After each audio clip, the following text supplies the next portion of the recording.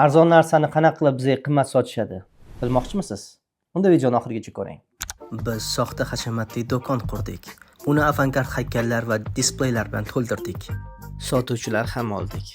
Keyin barcha polkalarni bozorni poyafzallari bilan to'ldirdik va narxlarimizni 1800% gacha oshirdik. Va nihoyat biz unga yanada chiroyli nom berdik. Palesiga xush kelibsiz. Palesi shunchaki yuqori sifatli, zamonaviy, bu poyafzalni jinnisi desa bo'ladi. Это juda европейский, o'zgacha. Ochilishda hech kim poyafzallarning bozordan ekanligini bilishmagan. Bu juda yaxshi tikilgan ko'rinadi. Menga shunday poshnali poyafzal yoqadi. Meni bo'yimni balandroq qilib ko'rsatadi. Bu trend. Siz bunda ko'p maqtovlar eshitasiz. Luks, nafis, ko'p qirrali. Italiyalik dizayner sifatida buni boshdan kechirish ajoyib. Men buni Lolani konsertiga va to'yga kiyishim mumkin. Ajoyib. Men bunga albatta $295 sarflayman. Men bu poyafzallar uchun $300 to'lagan bo'lardim. $500 olardim.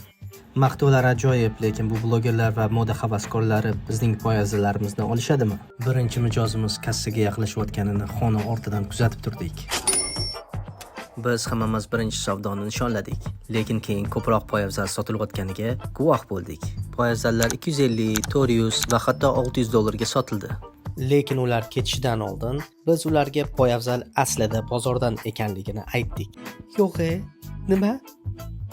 Hazillashyapsiz. Qo'ysangizchi, hazillashdingiz-a? Yo'q-e. Ko'p to'layaptimmi? Kontent yoqqan bo'lsa, like bosing va obuna bo'ling. Keyingi videoda ko'rishguncha.